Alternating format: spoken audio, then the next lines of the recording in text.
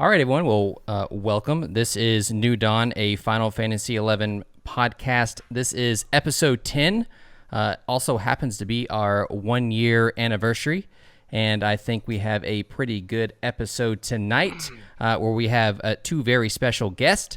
But before I introduce them, let's not forget the other gentlemen in the room. We have Mr. Vob and Rua. Good evening and good afternoon, gentlemen. Good evening. And our two guests tonight are straight from the official Final Fantasy XI community team. We have Miss Sicycre. Hello. Hello. Thank you for having me. Thanks for being here. And we have Okieeomi. Hello. Hello. How Did are I? you? Good. Did I say both names like moderately okay? I felt like Correct. I got like real nervous I'd give you a there. pass, but you have to That's forgive me, remarkable for you. I gotta. I know. I say Benishka. So, anyways, yeah, I had my window up here, and all of a sudden, as I was gonna say names, it decided to like minimize on me. I'm like, okay, here we go, off the cuff of my sleeve here. So, all right. So we've got a what I think is a pretty good episode tonight. We are going to really kind of stay focused on getting an idea of what the community team does in terms of how it supports Final Fantasy XI, but also hopefully get a glimpse of what it looks like on the back end for them and how they communicate with their internal teams, how the current situation has impacted how they work and how they communicate with us, and some other topics along the way. So yeah. Thanks for being here. I know it's been like 2 months trying to plan this, but I appreciate you guys putting the work in to make this happen. Yeah, for sure. It's our pleasure. 2 months makes it worthwhile. That's right. Yeah. So I guess just to kind of kick it off, whoever can start, but we'd love just to hear a little bit about your history with whatever you want. It could be gaming, it could be Final Fantasy XI, and just kind of how you got to the point where you're supporting the game right now. Did you want to start, Danielle, or me? You can go ahead. Okay. So hi. At the beginning, I introduced myself as Sicycre, or Aya, from the official forums. I have been playing Final Fantasy XI since I think North American release, so I think like 2004. Don't age us now. Don't age us. I'm sorry. Oh, sorry. When it came over to North American. There you go. Stuff. That sounds good. But yeah.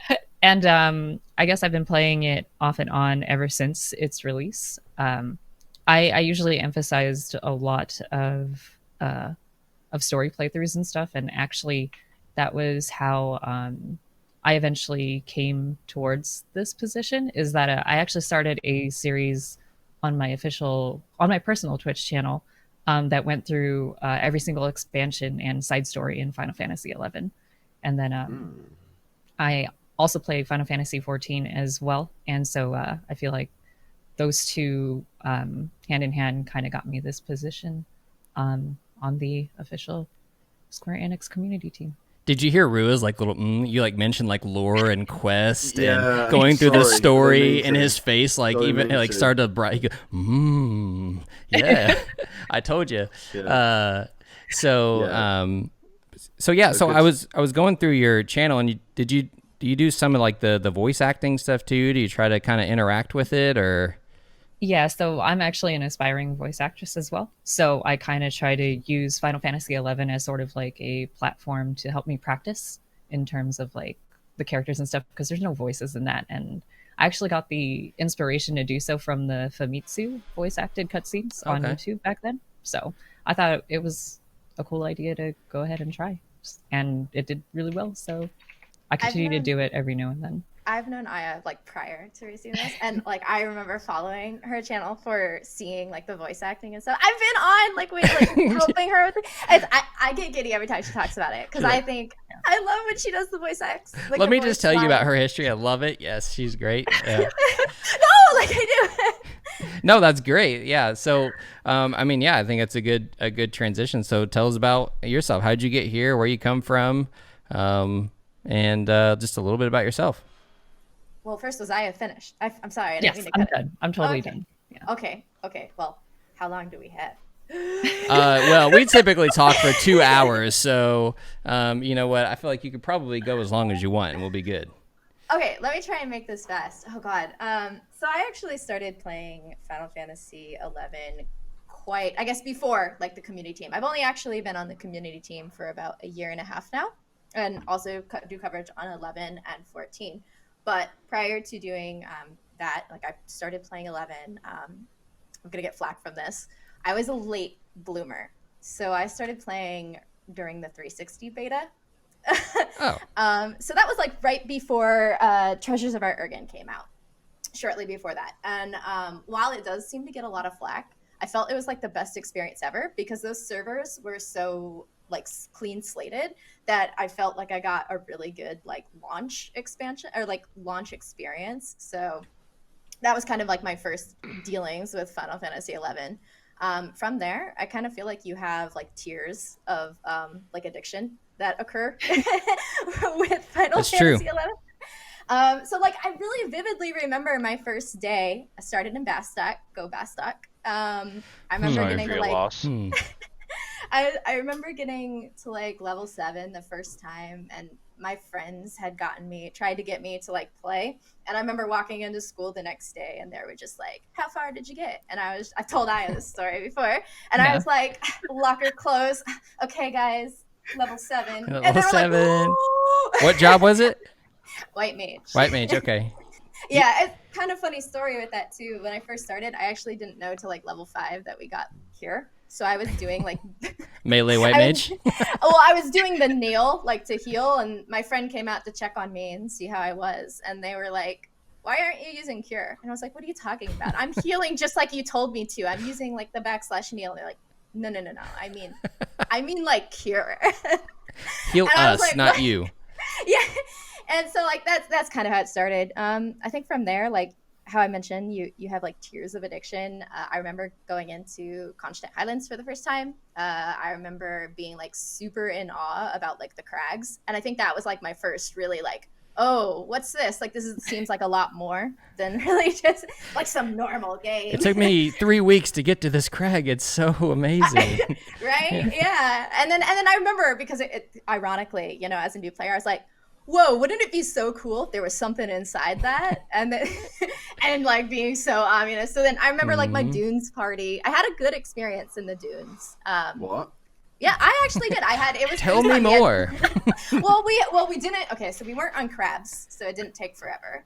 We were doing the Poogles though, so like when they did their little Screwdriver, that was really scary. We had 2 white mages in the party though. Like this was back in the day, remember? So like that was when really you could fun. like seek for party and like Yeah. blind invites. Remember, like you wouldn't even be like seeking and just be like, come to this party in the dunes. Like what? Yeah. Be there in 30 minutes. I'm in town. Well, see, like how I had said, because it was I played on the 360 beta servers, which were like separated from the retail servers at the time, Okay. and we eventually did get merged in. Everyone was kind of around that same level, so it made like a really good experience for like I would say like you know the starting for me. The starting, so I think yeah. this just like helped with the addiction. And then like you know I think everyone remembers getting their Kazam keys the first time, so like that was I think that was kind of like the turning point for me. Because I remember getting the Kazam keys, and I got in a really good party. I think I started at like 10 a.m. in the day, and then it went to like 5 p.m. And I was like, oh, I should get lunch. And I remember like after this party, this was the first week I used my entire like Empress ring band. And I remember like looking at the time I played, and then looking at like my EXP I needed to 75, and I was like, I'm gonna have to up my hours. Like, I'm gonna have to play my more. hours.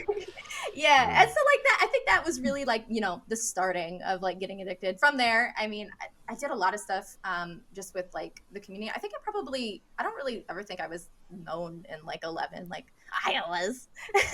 Like I just played 11, played all through pretty much. I played all through Treasure of Our Urgen, and then like obviously Wings of the Goddess. Then I went off to school, so I took a break from there, but I still jump back on like even till now. So after that, I kind of just I used to live in the East Coast. When I moved to the West Coast, I'd actually applied for the community rep position multiple times. So I think this was like my 5th time or something. Got it. Here I am. Got it. Yeah. Yeah. Rue But noodle trick, right? Just throw it at the wall and see when it sticks, right? Yep. Keep trying. Rua, didn't you start in that era? Or no, you started in the Abyssi area, didn't you? I actually. You're a late bloomer, if that's. He's a late bloomer. Yeah. Yeah. Whenever you said you were a late bloomer, I'm like, no, Rua's got a story. Yeah, I started midway through Treasures of Artagon. Oh, okay. And I was on and off for a few years. I think the first time I got known on my previous server was when Abyssi came out, and I started one of the first Emprium weapon link shells. Oh, okay. And that makes sense. That took a bit of a toll on me, so I haven't led a link shell since. But yeah, it's just it's interesting hearing about voicing over cutscenes and being interested in stories and lore, because that's something which has always fascinated me, and I've only just recently started doing narrations and retellings. Yeah, I actually sent you a tell on your personal on my personal character, and I was just like, "Hey, I'm a huge fan." Probably didn't know it was me, so I was just like, "That was you." Rue was like, "Oh God, I didn't respond." Jesus. Oh, I'm ready. Did I actually respond? Yeah, you did. So it was really nice. Thank the Lord. Sorry, it's like an awkward first meeting. Oh, remember that time I messaged you? You didn't respond. Oh, no. Like, what's it called? Nobody knows who I am on that character. Oh no, you're totally yeah. It's very much it's very much appreciated, because I always get anxious retelling a story that someone else has written, because I'm trying to read into and elaborate some points, but I'm like, was this actually what the original author or script writer really intended? I imagine that voice actors sometimes get that as well. Yeah, when you're trying to voice, especially with 11, where there was no voice acting originally. Yeah, there was that. So you're you don't really know what they intended, it to sound like. So that's interesting, and it's also interesting just from the two of you telling your stories. It just kind of encompasses why 11 people continue to play it, because you have one category of people who are drawn to the lore and the story and everything kind of keeps them in, and then you have it's just new experiences. Just every time you go to a new zone, it's almost like a reset of that why they keep coming back to the game.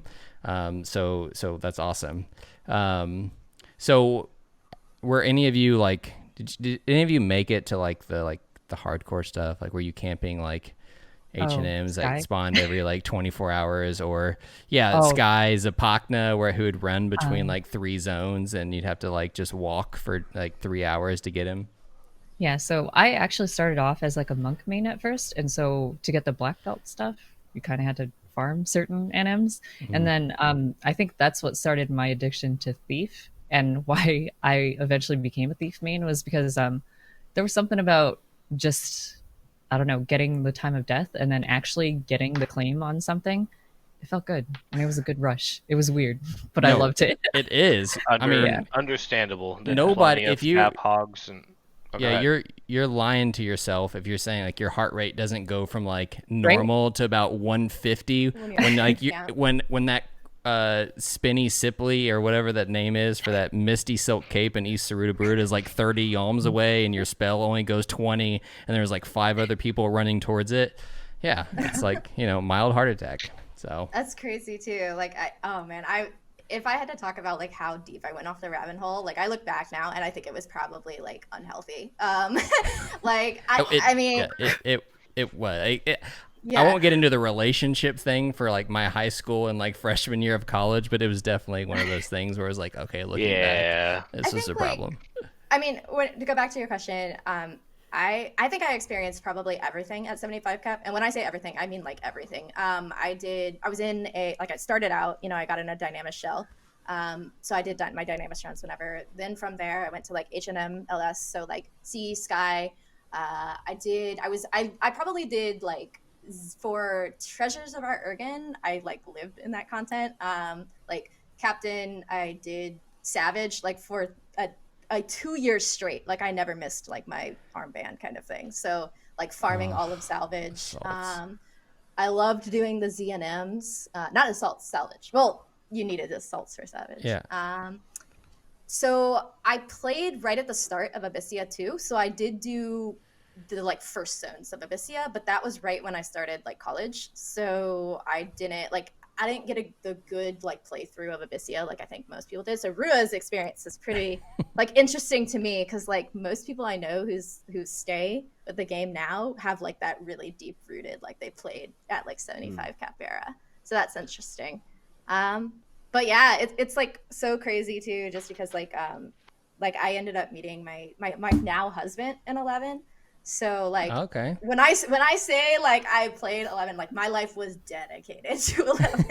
It's hardcore. So was there a like a post college like addiction phase where it was like so was husband before or after the college Before. So okay. Actually, it's kind of crazy. Let me see if I have it.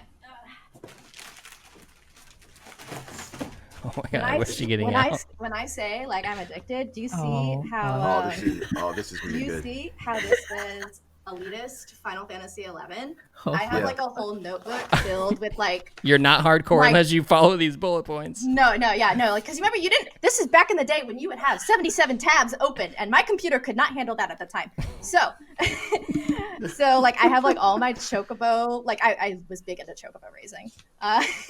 So I have like literally notes on chocobo raising. I have like best in Slayer gear slots and how much they costed on the market board. And like this says bad red mage because I wanted to be a red mage, but like I didn't have the gear sets to be elitist. Wow. For anyone watching like or listening after the live recording, she has like a 10-year-old physical paper notepad with the little pencils where you clicked and more lead came out. That's what she has in front of us. I love how that's your description instead of just calling it a mechanical pencil. This one's good too. This is for Chimera, so I did H&Ms, and I would write down all their movesets and what I had to dispel on White Mage, and because like I would have flashcards. I think I actually have them in here. You guys want to do some flashcards? Absolutely not. What's Ulmination do? Yeah, that's the stun and all the other stuff. Stun one. Yeah. So like when I say it was an unhealthy, I mean I loved it, right? Like I feel like that really shaped who I am, and like.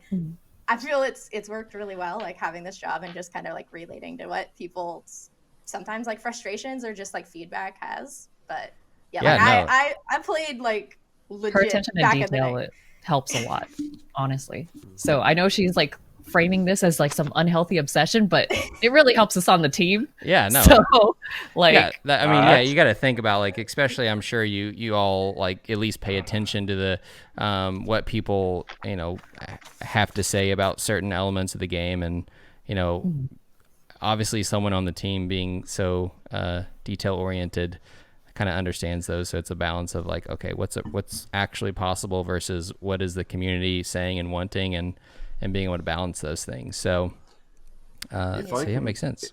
So if I can chip in one thing, if we're doing a little bit of show and tell, I've only got one physical memory or remnant of my time when I was way back when I was looking for parties, waiting for people to gather.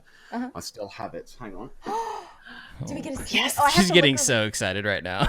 I know someone else who shares obsessions. I used to solve Rubik's cubes. Oh. When I was waiting for people to gather for things. You must have played a job nobody wanted, Rua. What did you play? Two of them. Dragoon and it wasn't a support. Dragoon and Puppet Master. Yeah, he's like, all right, well, it's going to take me 6 hours. I'm going to go ahead and seek up. I'll still use it. And... I'll still use it because my current Dynamics link shelf takes about half an hour, 45 minutes to actually gather and get going. So I'm just muting myself. Hey, sillies. Yeah. We can relate to that one, can't we? Yep. Yeah, guys, we're going in at 9:15, 9:45. Hey, at least we made it in.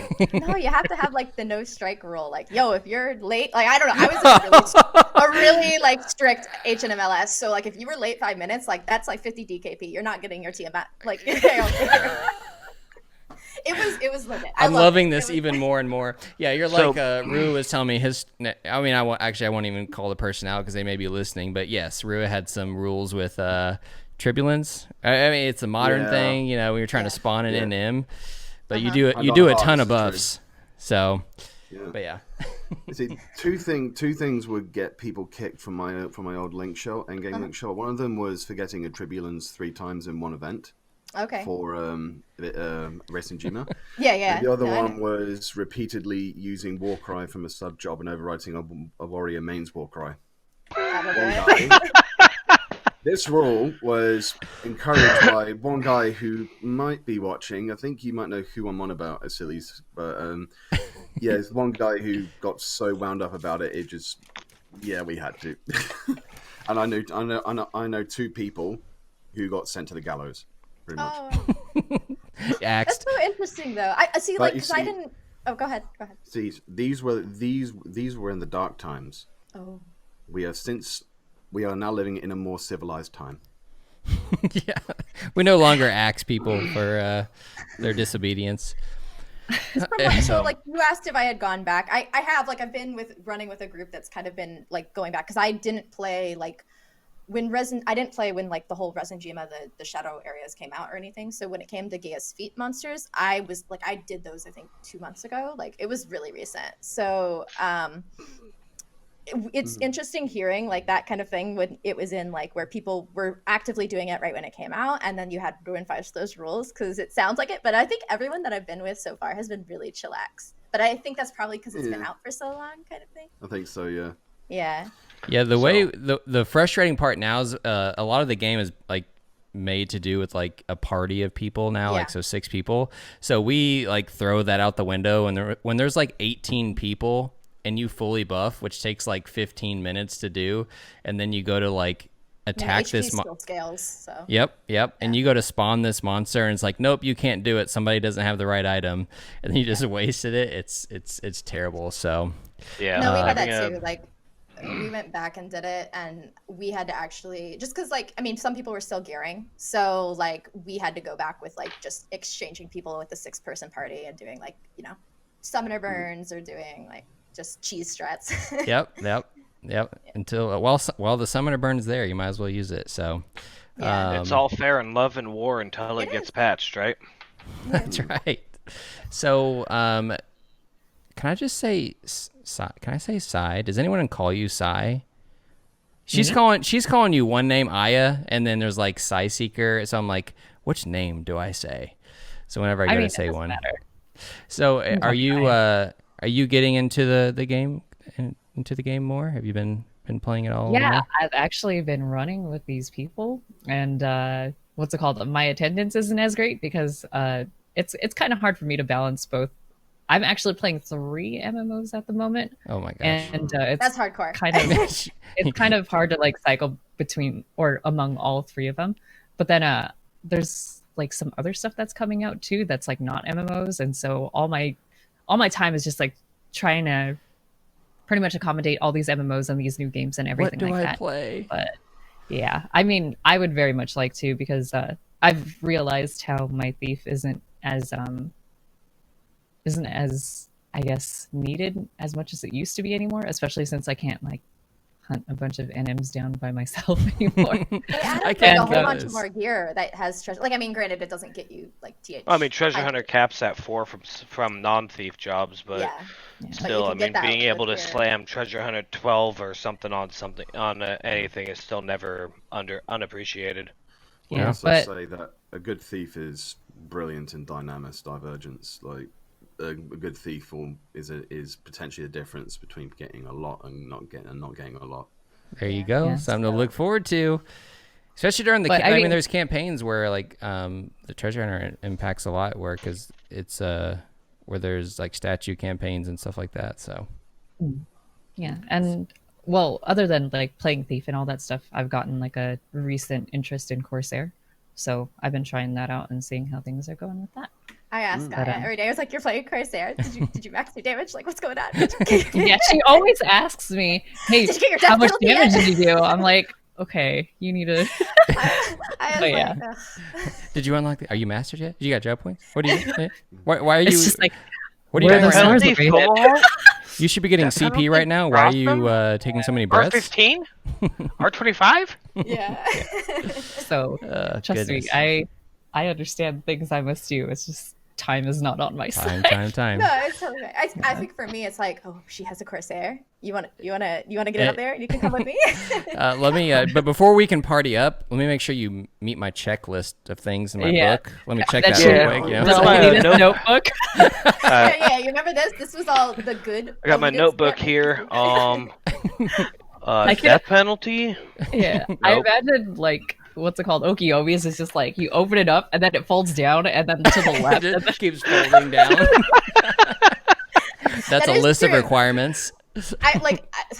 I feel it when like, especially with inventory, like I think all of my wardrobes are filled up just with my like white mage different sets. I'm like, oh man, like I need this for like my divine set, or I don't have the Gambritine, so I still have to do my Kursna set. So I'm just like, I need to really get rid of these. Like, well, I mean, they said in an interview a few months ago, next year or the year after, they got another expansion coming for inventory, so we look forward to it. Rude, you have something? Wardrobes 5 through 14, please. Yep. All of them. I'll be just as excited whenever it comes as you guys. Take my $1 a month. You can have it. Yeah. So here's 20. Eventually, you'll get to the point where Final Fantasy XI just becomes a big episode of Cribs, and someone walks in, "Oh, here are my 10 wardrobes. Yeah. Here are all my clothes." Yeah. Well, that sounds like a future video that you could put together. Now he's thinking about it. How do I make this happen? Do you see the gears like start to turn? Yeah. So okay. So I want to keep talking about obviously all of our experiences, but let's just do a slight transition into your all's actual role. So we know you like bounce back and forth between kind of 11 and 14. So what does that look like for you all in kind of the day-to-day, and how do you pick where your time is spent, or like what does that look like? What decides how you guys spend your time? Danielle, did you want to start or me? Sure. I mean, I can. I don't mind. Okay.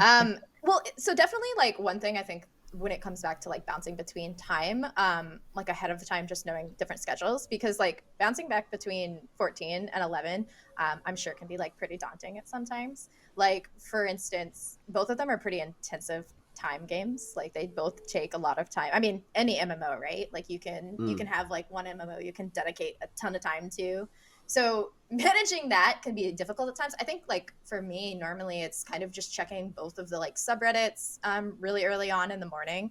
Also like just checking the official forums and seeing like if there's a case of like there's like a big thread on like one of either 11 or 14, we kind of like manage that.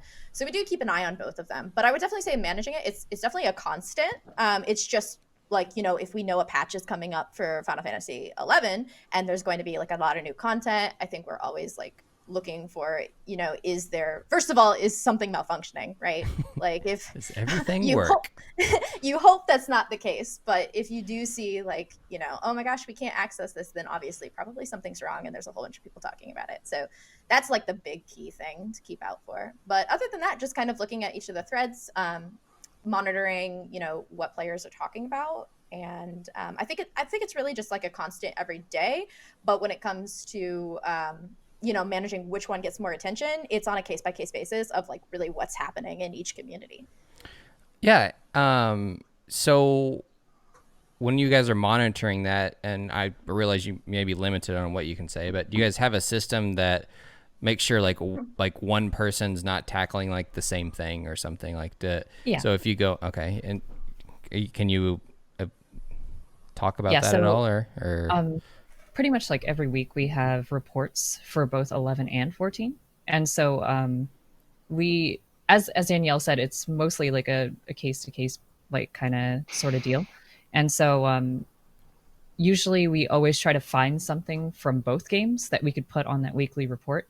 And usually for 11, we usually go through Final Fantasy, FFXI we go through Reddit, we go through the official forums. So it's not like just because we're not responding doesn't mean we are not listening. So you lurk. You guys are allowed to lurk. I'm a big lurker. Okay. And so listen, I think that's actually a pretty big point, because I think, obviously we posted a bunch of questions and we couldn't get them all in, but I don't think that a lot of people know that you all are at least going through everything and at least seeing some of the themes. So that's really cool. So go ahead. Yeah. Oh no. So it's just, we see a lot of the stuff, like even the something like not related to 11, but like it's on XIH. I'm just like, oh, that's cute. Someone got a new dog. But I think that does extend to social too. Yeah. A lot of the times, like we'll see stuff like if they add the account, or if they use like the hashtag FFXI hashtag, then like we'll catch stuff too. Like I know just personally, like before even getting the job, I had so many like 11 and 14 player accounts followed. So like my timeline is literally like dedicated to that normally. So it's a lot of times we'll see that, and then like just in general, there was like videos, content creators, stuff they post. Like Rua, I had actually seen a lot of your stuff prior to like just wait, what? Yeah, I've actually got a question on a very similar note. You mentioned that there's quite a few player accounts who are on social media like Twitter and whatnot. I've been asked by a few people in game and on my channel's comments if I actually have a social media account myself. Right. Do you think that's worth doing? Or definitely, because we do check social media pretty much every single day for both 11 and 14, and okay, I'll keep that in mind. So yeah, I would highly recommend that you do so, because on the official Final Fantasy 11 Twitter, we do like always keep a lookout for like content that people push out to see if it's like good enough that we could possibly retweet. And so I mean, we're the community team, so we're supposed to boost that community signal, So brilliant. It would be very appropriate to have that kind of stuff on. Yeah, I see it a lot more. It kind of like how you're asking. I feel like it's kind of because the game, released in such an early era. That was kind of, I feel like 11 really predated a lot of mainstream social media sites. So while like some may be like, oh, that's really weird, it's definitely like, I feel like we've caught up with the times. Incoming tell. So like we definitely do monitor that. But I will say, like, I feel like there's a much larger presence for like 14 when it comes to social media as far as just like player accounts than there is for 11, but maybe Rua can join that and that can change.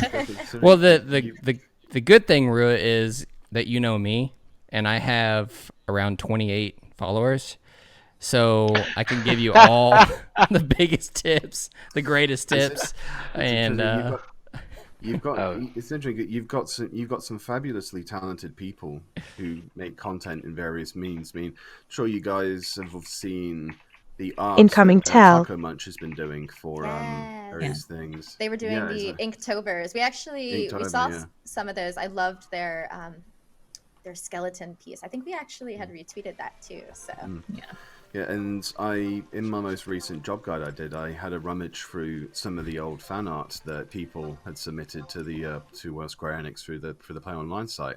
Yeah. There was a really brilliant picture of a female paladin, which I ended up using. I mean, that's what I asked you about. Yeah, and that was from their. So, you said that was from their fan art, right, from the site? Yeah, the link you sent me. Yeah. Yeah, that's cool. I think it's listed in the comments section of that video, but I've already had some potential Twitter handle art made for me. So yeah, you know what? Actually, I expect that up and going. Yeah, tomorrow. Yeah, if tomorrow, I'll look into it. Okay, yeah, definitely. Yeah, that'd be cool. Like even if like the original artist, maybe if they have like a social media channel and like you can like, hey, did you want to post this? Like use the hashtag FFXI. Hashtag, and then like, yeah, it'd be awesome. It'd be awesome. We love seeing Final Fantasy 11 art. Yeah, you'll have to when he starts posting art. There's someone who makes it, like who made his last stuff, and he's just amazing. So, so what does it look like to communicate kind of like internally? So I guess one side of it, or I guess the first question I'll ask. Actually, let me back up a little bit. So people are going to hear some like notifications because I logged into the game. So, it is what it is. If you're watching right now and you actually want to hang out, I should have said this at the beginning, but I didn't. But we're actually in Heaven's Tower. So if you want to sit around the fountain with us and hang out, you can do so while you listen. So we're in here. We're on Azura, by the way. So if you're not on that, or however you say it, Rua's going to correct me later. You went right. Did I? Yeah, Azura. Oh my god, it's like natural for me now. I'm doing good. So you are learning, my Padawan. I am. So I'm never getting rid of Banishka. So I don't. Rua wasn't even on the one of the co-hosts then, but yeah, that was like first episode, and like instantly corrected me. Did you just say Banishka? Anyways, so what does it look like to the first part is like communicate like internally with 11. So one, are there still GMs for NA? Yes, definitely. We always make sure that we bring them up. As Danielle said, a lot of things are very case-to-case basis, especially since like the manpower for 11 has decreased significantly from how it was in the past. However, like there are GM teams that we talk to internally, and we're just like, hey, this situation came up. Could you please take a look? And then usually they escalate it, or they take care of it themselves, or they escalate it over to Japan. And so usually also in terms of, aside from GMs and all that stuff too, we talk to other operating teams and all that stuff, especially with our branches in Europe and Japan. And so we also make sure to like have like a weekly status report of sorts, talking about like what's been going on lately and all that stuff, just so that they're all in the loop. So you all actually kind of actively communicate, yes, like through like talking and meeting wise with the in-game GMs? Yes.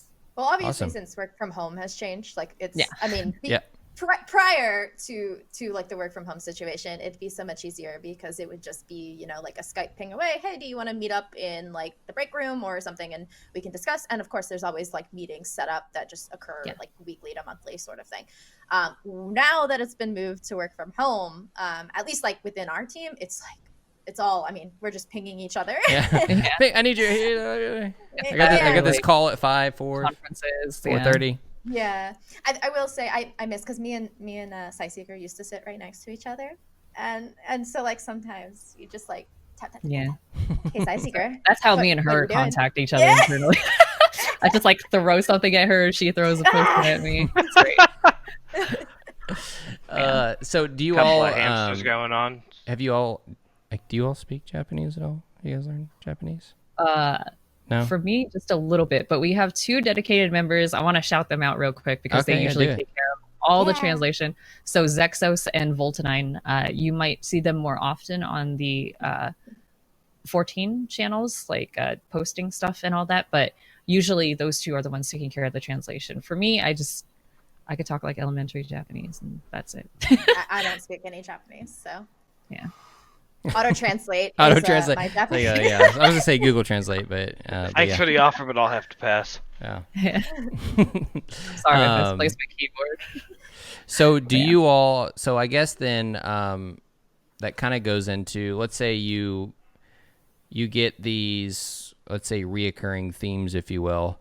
Do you all like actively meet with the actual development team, or do you hand something off and then they handle the communication with the dev team? For the most part, it's usually either us or higher ups contacting our other branches. But usually we also get like summaries of like how the meeting went and all that stuff. So yeah, so we'll normally compile like the reports a lot of the times, just because I think me and Aya probably have, not to say that the others do not play, but we probably have the most experience with just like knowing lingo, or you know, like when you've been examined. Say, like, certain terms, like I'm just trying to think of like a good example. Like, I don't know, something's wrong with the auction house or something. Like, just an example. Like we'll normally compose the report. Obviously, we'll pass that off to our managers, and they'll like ask any questions that we need, and then they would bring that on. However, we do hand that directly to Japan. But like sometimes there's cases where either they want more confirmation, and then we'll respond with them there. Or if it's a big issue, sometimes that's escalated in incoming tell meetings that are either our managers or like our director would be in. So when it, on the like new post on like the forums, is the person that does the translating handling that? Then is that the two people you called out? I think Zexos is usually the one that posts up.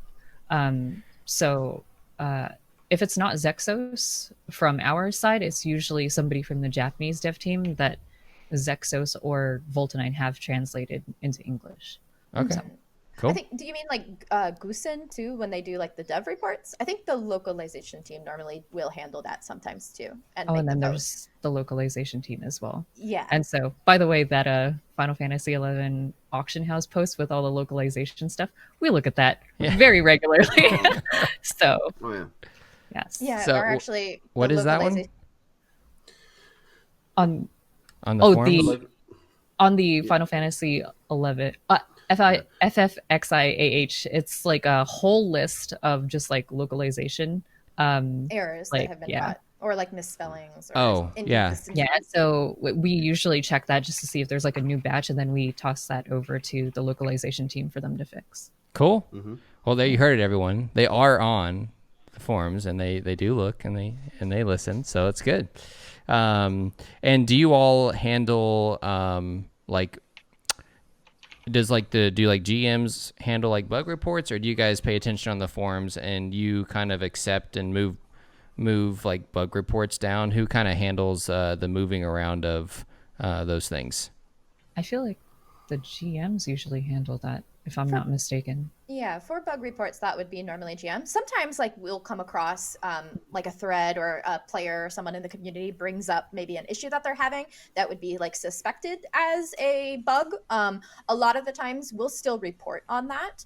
And then like there's been cases I know where like I've personally come across something and I've been like, I'm not entirely actually sure like if this is a bug, if this isn't working as intended, because like people are reporting one thing, right? But that doesn't necessarily mean that it's working as intended, or it's just a confusion. It's normally happens when like new content comes out. And so that oh no, go for it. Oh no, like that type of thing. We'll still report on it, but obviously like the GMs will cross check that. It's kind of like a fact checker, just make sure that's okay, and then also escalate it on their end. Yeah. Okay. But one thing I do want to say, since we actually have this platform, and if anybody's listening, please make sure to use the template so we can get your bugs and stuff across. Sometimes people just write like a sentence or two, but that's not sufficient enough. So please make sure to use the template. Please, please, please. For the bug report? Yes. Yeah. Guilty as charged a few months ago. I was like, hey, here's a bug. Can we get this thing fixed? And they like kicked it back and they're like, use the template. I'm like, oh, okay. Yeah. So that read. Just makes it Readers are leaders. Readers are leaders. You have to forgive him. He is from Kentucky. Reading is not his strong suit. That just makes it easier on like everyone's end. Like, you know, if we see something that the community is talking about, kind of thing, like, you know, maybe the community is talking in a different thread and saying, hey, there's an issue here. If we cross check and look at like a bug report and we see that there's bug reports that are being like people are reporting, sometimes like it's really frustrating because we'll see like either the GMs or the people monitoring forums will have moved it to like insufficient information. We're like, okay, well, there's obviously probably an issue, right? Because there's a lot of people talking about it, but we can't, like, there's not enough information for them and their team to do their checks. So do your due diligence, as I have said. Yeah. So just, so if I'm understanding right, it's like sometimes like there's a bunch of people reporting something, but you need to have it in the format because it goes to another team to look at, and then they have a criteria that they need to cross check with. So when they cross check, like we'll still obviously report on it, but as far as we know, you know, we're just going off of what the community is saying, like here's their feelings on it, this is why it's like either disliked or something is wrong. So we'll normally see those type of things when they come up, but like when it comes to the actual, like when checking and stuff, the other teams that do follow through with that, they obviously need their information in a very, like the way they're asking for, and that's helpful for everyone. So. Yeah. So then do the GMs actually have access to like moderator status on like your all's forums and stuff then to actually interact with? Okay. That makes that some of them actually post too, like they're just like, oh, confirm, thank you so much for posting this. Yeah, it so won't time show to time it won't show on the dev tracker, but sometimes they do. Awesome. So do are either of you playing like 11 or 14 like full time? I mean, I know you know, Okie's definition of full time would be like 19 hours a day, but do y'all play the game consistently? Either one of them, I guess.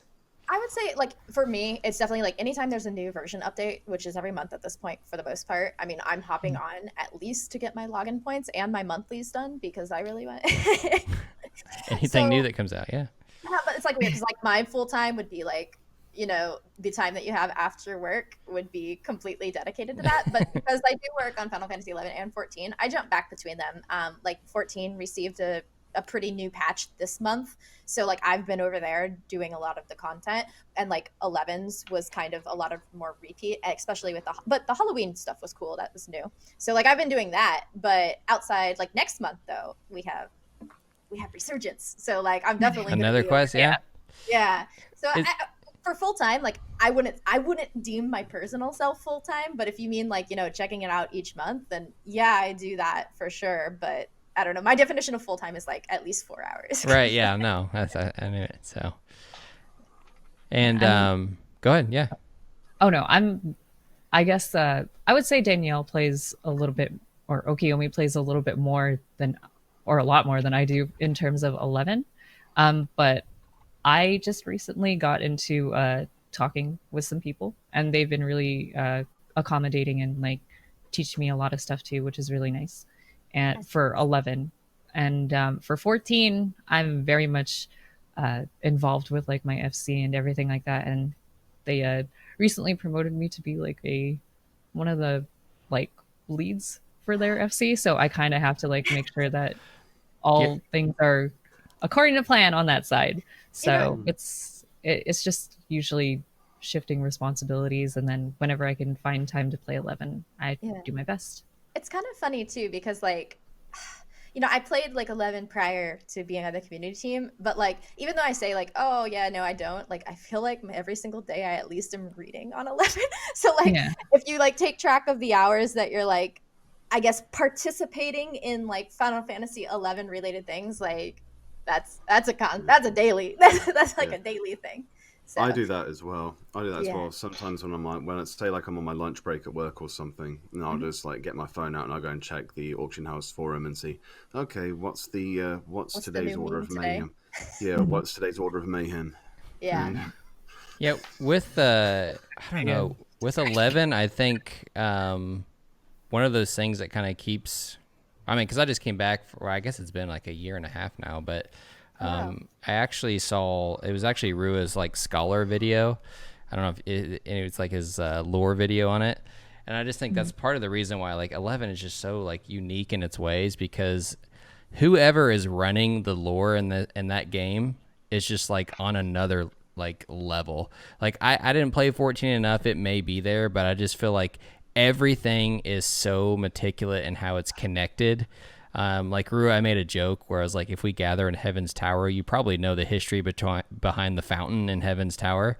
I'm sure there's something out there in a quest line somewhere, but yes. Oh, I knew it. I knew it. You want to share with the class here real quick? No, it would probably go on for a good 2 hours. It wouldn't take too long, I'm afraid. But yeah, that's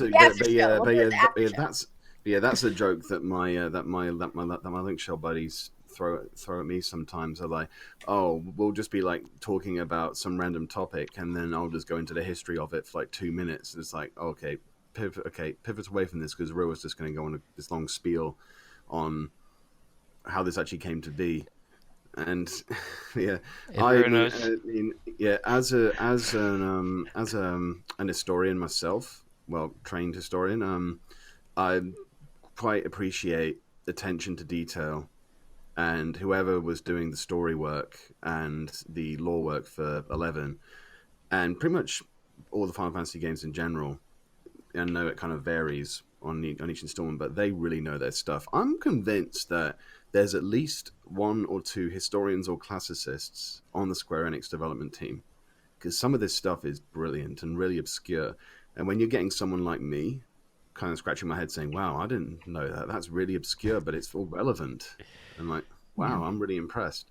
You know, I can't speak for the development team, but I do definitely, I mean, I personally have always felt that way, like when you're emoting the historian, because there's a lot of backwriting, I feel, in both Final Fantasy 11 and 14 that really, when they all come together in cumulative, you're like, oh my gosh. So I definitely agree with you. The idea of having Rua be the tour guide around Vanadil and walking through Bodicing Glacier, and this pond was created. If you see this bush, the Ragnarok was thrown into that pond. The Ragnarok. Well, I think too, like, I mean, but when you think about it, like something like silly, like the last lore video he did around like all of the like Rima weapons or like the ultimate weapons in the game. Like I started making an Amano for no reason. The Amano was the one you did in the last. That's what I'm making now. So that is the one that you made. Yeah. Shut up. Like it's obviously not even the best right now, but it's like those little things where it's like, okay, well, I know the lore behind this. I feel like I got to have it, like type thing. So, and I think it's those little things that keep people like attached, you know, at the hip to 11, even though it's, you know, coming up on what, like almost 19. There's 19, and then I think 20 is coming up soon too. 19 years, yeah. It's crazy. 19 years. Oh my God, I was 15 when I bought this game. What is happening? Yeah. I mean, I feel the same way. The game turned 18 this year. We talked about this last time. Podcasts. Yeah. Did you have I asked this question on the last one, I think, to we actually, the last episode you haven't watched was actually one of the main moderators for the auction house site. Okay. I love Rooks. Cool. Yeah. Rep for Rooks. Yeah. I asked him if he was on dial-up or broadband, you know, whenever he started. So I was definitely on dial-up. I had that. Yeah, I was tying up that phone line forever. People calling in like, I couldn't get a hold of you. It was just busy for like 7 hours. Like, I have no idea. Didn't have enough money to get that dual line. So, oh goodness. So I guess since the whole COVID thing has happened, have there been areas where things have been more productive, less productive? Like, how has that impacted your all's ability to kind of execute on kind of what your responsibilities are? At first, it was hard. Sometimes, like, some issues do kind of like happen. Like sometimes one person's internet will be down, and then like we can't talk to that person, or like the only way we can talk to them is like texting them or something like that. And but other than that, like for the most part, our team is pretty like good with communicating with one another. And I personally was freaking out because like aside from all of like the day-to-day stuff that we usually do, like one of my main responsibilities is doing like the Final Fantasy 11 and 14 streams. And so I was really scared because like ever since we got Okieeomi on the team, I've been really stoked to try to like get a Final Fantasy 11 streaming series together that we can do. And so they finally gave us the okay, and then COVID hit. Bam. Yeah. And then and I was just like, and then I told myself, I was just like, I wonder if I can convince them to let me do this from home. And we tried a stream for Final Fantasy 14 and 11, and they were totally okay with it. So we're really happy about that. Awesome. I can just say, go ahead. Something that I really appreciated Square Enix doing during the lockdowns were the campaigns that were active in 11 at the time. It just seems that gaming companies in general were just basically doing their part to just try and keep people from going mad indoors. So the campaigns that were running, we had like 2 months of solid campaigns. They repeated a relatively fun and simple ambuscade, so people can actually enjoy themselves if they were shut down. But I really appreciated them doing that, and they were communicating in their in their posts on the forum saying that it has kind of impacted our ability to kind of get a steady stream of content updates, but we're just being upfront with you here. Like, yeah, straight talk is what you need, and I thought that was really well managed by them. Yeah. Oh yeah, they absolutely did an amazing job on that. Yeah, with the campaign. Because they repeated the ambuscade. They did the EXP campaign the 1 month. We had the Omen campaign another month. We had Dynamis Statue Crusher campaign.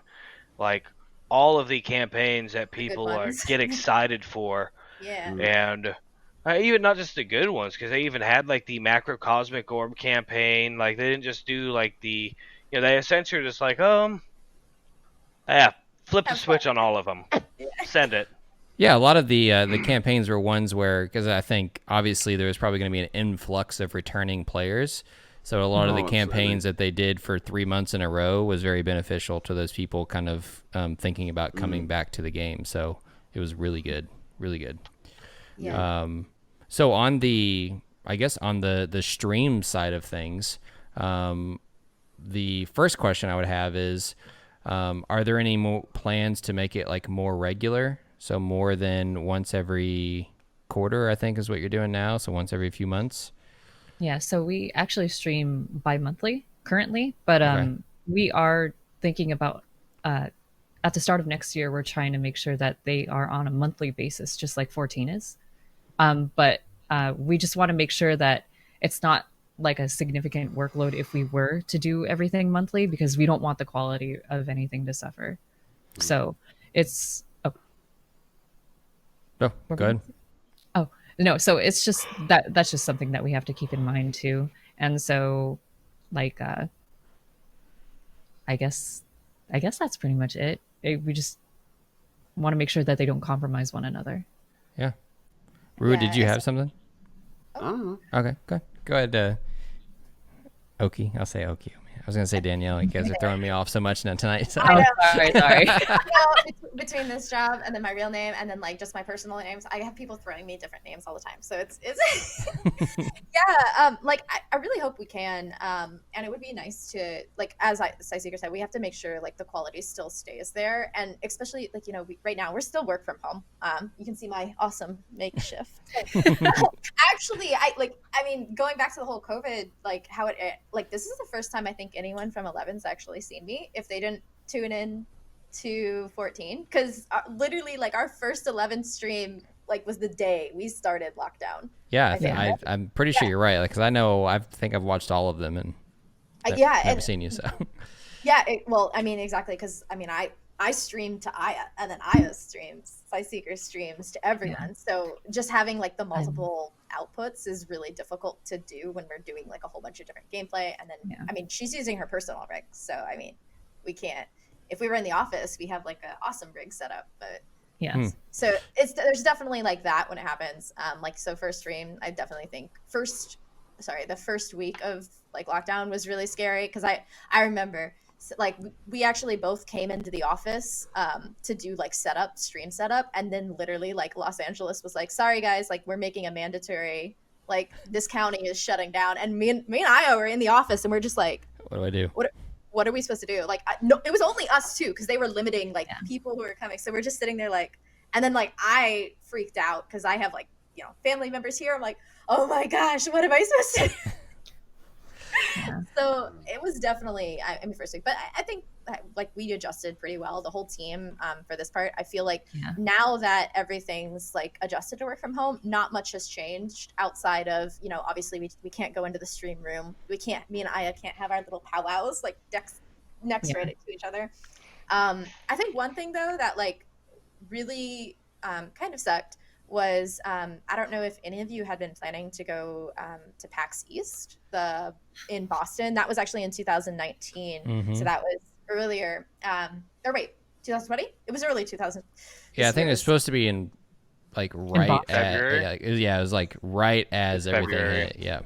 So like while we did still, like Square Enix still had a presence at PAX, that was right before like, you know, all this was starting to go down. We, for those of you who did not know, we actually did have a Final Fantasy 11 fan gathering that was planned, and the devs were going to come over. They were super excited, by the way. Like, they were so happy to come to Boston, and then literally like everything just kind of started melting down. So that all had to be canceled. Not just Final Fantasy 11, but 14 was also going to have a fan gathering. So from like how that's affected, I know like personally, I was so excited. I was like, fan gathering. We were just seeing her. That like devastated, I think, me the most. Because this was her first time like actually going to an event and like helping us put together something like pretty big. It was like supposed to be not mini fan fest. Not really like a big fan fest, but like a small one. So, and I was really excited because this was like, we actually announced this Final Fantasy 11 gathering at PAX East before we went ahead and confirmed 14s. And so it's just like, some people were just like, oh, because Final Fantasy 14 has FanFest, we're getting this small gathering, but then we also said that we were going to have one for 14 as well. So we were all really devastated because the first time we actually got an 11 booth set up just to like have people come by our booth and say like, oh, Final Fantasy 11 is still running and all that stuff. I can't tell you how many times I just like during setup, I would go to that booth and I would just look at it. Because I was really so pretty. Yeah. And so, I mean, that's been, I think, for all of us, like myself, Sicycre, and then just like our team in general, that was like kind of devastating because we worked a lot like behind the scenes to make that work. Not just our team too, like a lot of the teams that touch Final Fantasy 11, and so for that be canceled was really unfortunate. But I mean, I hope that I'm sure Sicycre does too, once everything kind of returns to normal and we don't have all these crazy like guidelines and it's a safe environment, that we can maybe do that again, because that would be awesome to have like a meetup for Final Fantasy 11 or Final Fantasy 14. So. Yeah, no, that'd be yeah, I mean, I know I had bought the pre-tickets for it, so I was excited. So yeah, it was a bummer. Yeah, I've been meaning to go on a holiday to the United States at some point, so if it happens sometime late next year, maybe I'll have to put some money aside and finally make good on my intention. Swing through old Kentucky, you know what I'm saying, brother? I might just road trip it. I want to see the entire place. Yeah, I mean, well, if you do that method, let me know if you decide to cut right through the middle of the United States, because Kansas isn't too far away from Kentucky. There's nothing in Kansas, though. So. I mean, it's not much in Kentucky, all right? We actually have the Red River Gorge, which is like the largest rock formation in the world. Okay, so whatever. Yeah, I've got a bunch of pebbles out in my front yard too, but it's all right. Yeah, maybe next year you'll see like a video uploaded of Vorb and I just like jamming in a car driving across the states or something. I'm in the trunk. So on the I guess now kind of two questions kind of popped in my head. On the stream side of things, do you all have any plans or ideas for kind of expanding some of the content that you do on those streams, or kind of how you incorporate, people to either participate or to kind of help you get into other content while you're streaming that? Actually, I had plans to try to like involve more of the like story aspects of everything. And I know some people might be talking about it too.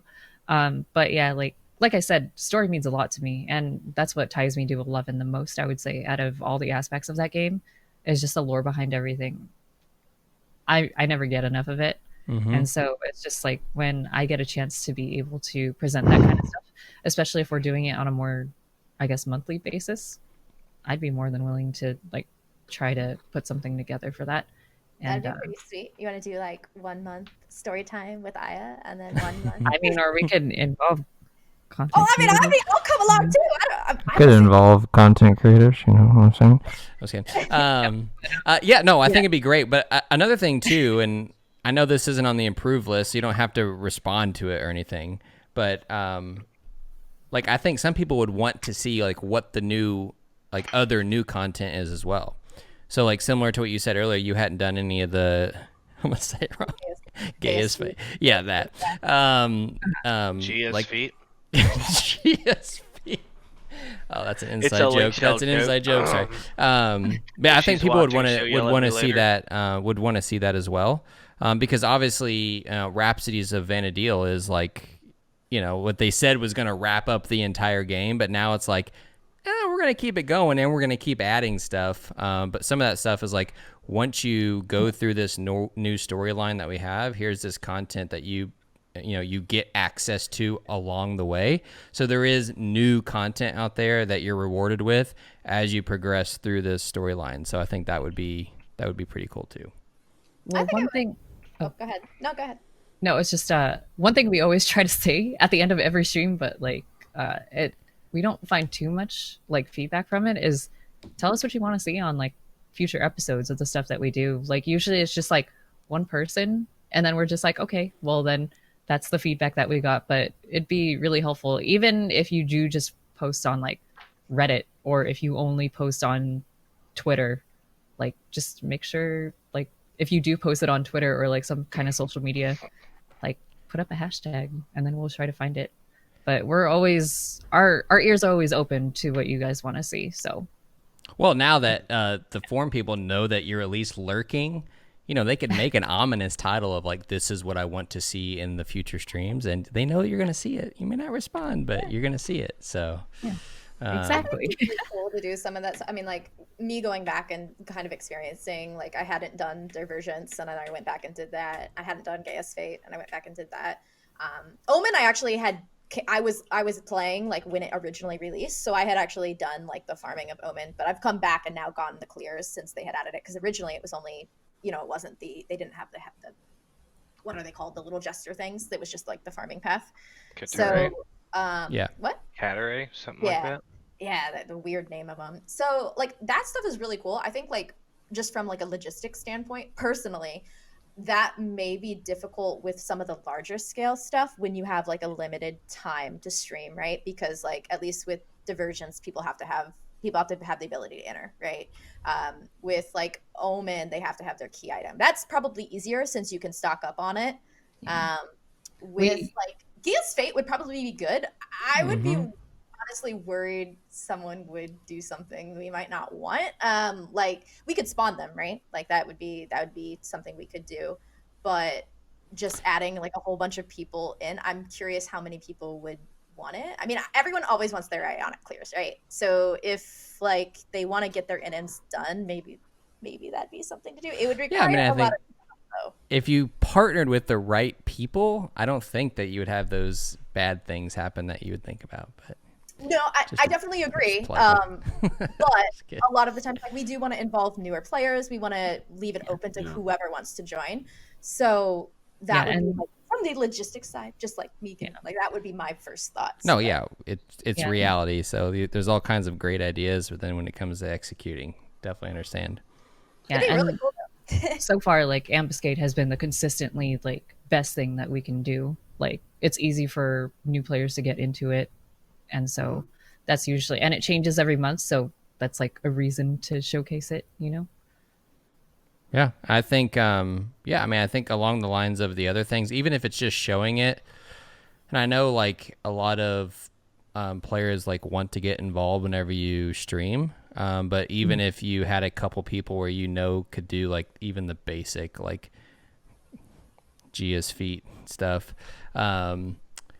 that it would be like appreciated, because I know like just from looking at the chat sometimes there's a lot of people that pop in that may play 14 who used to play 11 and are like, hey, what in the world is going on, like what are you doing here, that they would appreciate. So either way, it's exciting that it's going to be moved to like, or hopefully move to like more of a once a month thing, because I think that'll obviously give you more opportunities to flex some of those new ideas. So I think that's good.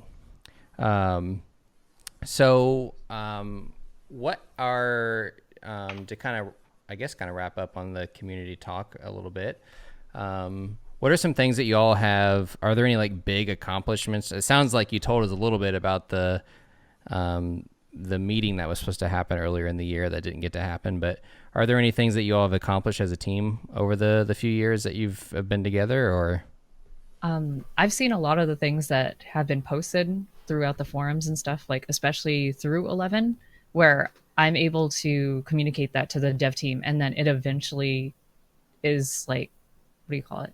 It's eventually implemented, or it's fixed the way that players want it to be fixed. And so granted, there's a lot more stuff that players have been requesting and all that, but there's priorities and stuff that the dev team has in mind. And then also the fact that the dev team manpower isn't as high as it used to be. So it's just, I know a lot of people for sure, they have certain things that they've been requesting for a while now, but usually they have to go through that priority list first. But it's amazing to see a lot of the things, a lot of the quality of life changes that I've experienced since joining the team that have been really nice. I bet Aya's got like so many stories too. I mean, like, she's been on a lot longer. I think from like my side, just because I've only been on for about a year and a half now. Like I mentioned before, I was so happy to work on a fan gathering. Like kind of my thing, I guess, like prior to even being on the community team, is I used to love making just like player in-game events. Yeah. And so like getting to work on like an actual real live official event, I shed a few tears when we found out we had to cancel. So like that was, I think, me personally, that was actually a huge accomplishment that like I was really proud of. Unfortunately, you know, we didn't get to see that come to fruition. That word, yeah. That word. But you know, I'm sure once everything returns back to normal, then we'll see that pop up in some way, shape, or form. Outside of that, though, like, you know, one of the things that I've also got to kind of see is the social media account has been, like the official Twitter has been, we've been a little bit more active. So that's great, because I think prior, I don't think we were that active. And then like, obviously Aya's been able to do the stream thing, and I've been able to tag along for the ride. It's been I've been so happy since Okieeomi joined, because I had plans to do this series for a long time, but the person that was originally doing the Final Fantasy 11 streams with me, they ended up leaving the team, and so I wanted to try to do them solo, but it just didn't feel like it was good enough by myself, and so that's why when Okieeomi joined, I think you would have been great. But yeah, it just helped a lot since she joined the team. So I'm really happy, and I feel like because we were able to stream and all that stuff, that's pretty much why we're here right now talking to you guys.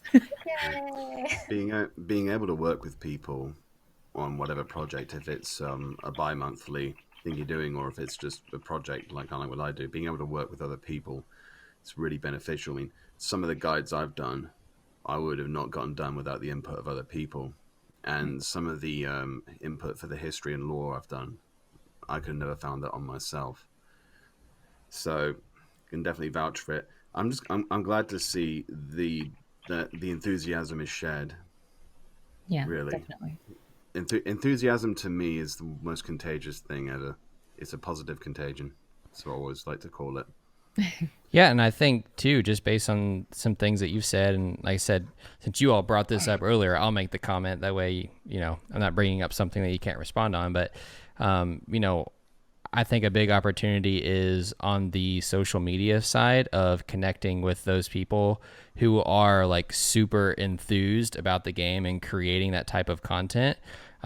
Just, you know, given the platform that you have, that's where you drive like massive like engagement. Like I think about I don't know how much, if you've ever played Warframe before or not, but even if you're not a fan of the game, they're like super connected to like the community. So like literally that's how they get like all their future plans. It's like a constant like feedback loop. And the game itself like really took off from one of the people who make content for the game.